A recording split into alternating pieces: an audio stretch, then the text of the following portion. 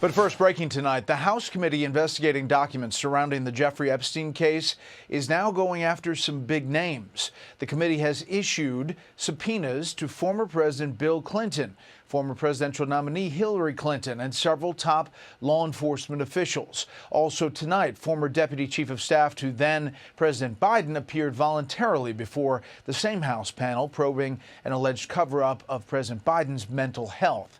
Senior national correspondent Aishah Hasnie reports from Capitol Hill tonight on these two investigations. Good evening, Aishah. Brett, good evening to you. You know, the Biden investigation really divided Democrats and Republicans. But Republicans now say this fresh Epstein probe is such a bipartisan effort that even the Clintons may not be able to escape it.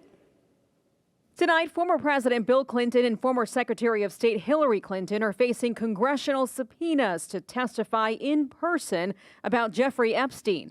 The House Oversight Committee summoning the Clintons and 8 former FBI directors and attorneys general spanning from the Bush era to the Biden White House. The historic move comes as pressure grows on Republicans and the Trump administration to release the Epstein files, and as President Trump points his finger away from himself. By the way, I never went to the island, and Bill Clinton went there supposedly 28 times. Clinton has denied that, but Oversight Chairman James Comer tells Fox he's got questions. Well, were you ever at Epstein Island? How many times did you go to Epstein Island? What was your relationship with Jeffrey Epstein? No former president has ever come to the Hill for a deposition, but Comer says the Clintons will have a hard time dodging this one since the left wants answers too. Last week, 4 Democrats on an oversight panel voted with 3 Republicans to subpoena the Justice Department for the Epstein files. Democrats are looking for one name. Donald Trump is clearly going to do everything that he can to minimize the impact to him. But yet he's involved in the cover-up, and we believe Republicans are helping in that right now. That investigation gets underway as another pushes ahead. Mr. Reed, did you think that the president was competent to serve? Former Biden Deputy Chief of Staff for Policy Bruce Reed sitting in for his closed-door interview today over the alleged cover-up of President Biden's decline.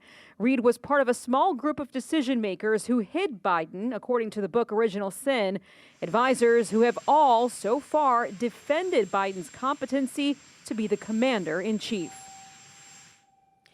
And Brett, tonight, a source familiar with Reed's deposition tells us that he basically defended the former president, blamed his poor debate performance on his stutter, and said the White House physician, Dr. Kevin O'Connor, who pled the fifth during his deposition, basically dismissed any cognitive tests as merely meaningless. The next person that is set to appear before the committee is Senior Communications Advisor Anita Dunn this Thursday. Brett.